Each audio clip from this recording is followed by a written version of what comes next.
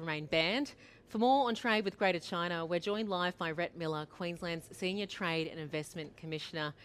Rhett, thanks for being here. It's now coming on 4 years. I think it's about 7 abattoirs remain on Beijing's blacklist. Is there light on the horizon?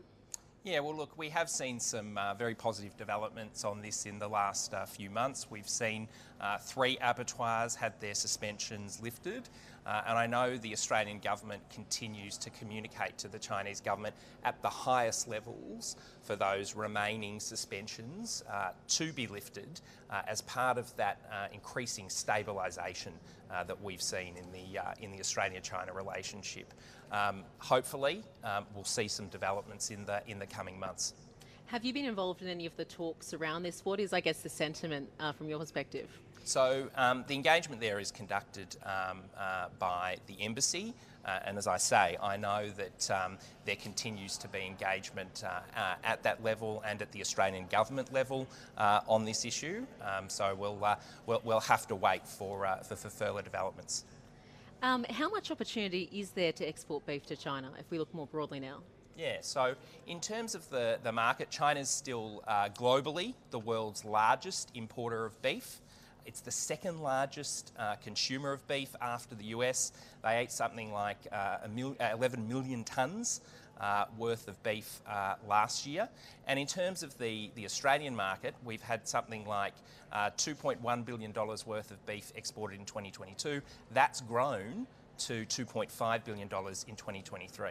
So notwithstanding the restrictions, which I know have impacted a lot of the audience out there, there's still some positive news, I think, on the horizon when it comes to the market. I think in the shorter term, in 2024, with the Chinese economy being somewhat weak, many of your viewers, I think, would be aware of this from the media. Demand's probably going to be a little bit muted, but hopefully that will still grow in the longer term. The Chinese market's predicted to grow around 5% this year, which is pretty significant for the world's second largest economy, and indeed a far higher growth rate than many other developed economies. I was going to say, on that economic downturn, obviously you just said the demand may be reduced in some areas, but still growth there. Are we seeing any other, I guess, change in buying trends when it comes to beef? Yeah, so I think the Chinese consumer has become increasingly mature, and beef consumption has played, I think, a big part in that maturation. So beef is seen as a very, very healthy protein in the China market. Beef is one of the top 3 meats that are consumed.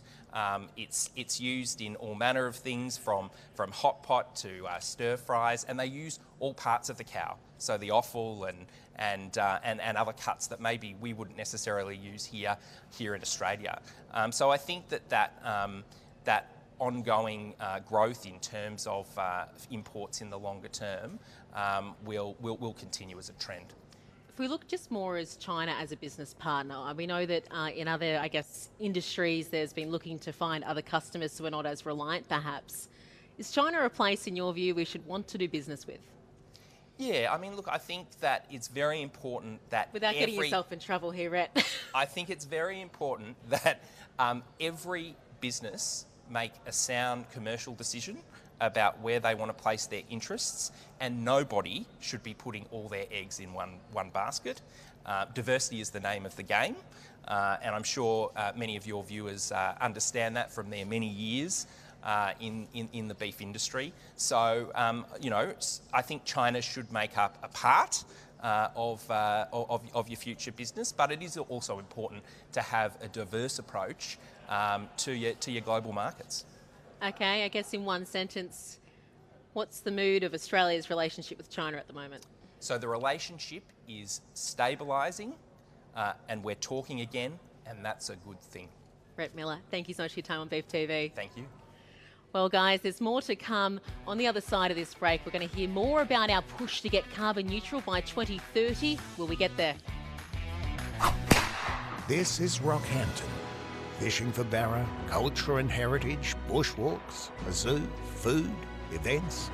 No matter what your age, whatever the occasion, fireside or 5-star, feel the grass between your toes and the fresh mountain air on your face. This city is built on strength, character and personality. You'll never be bored.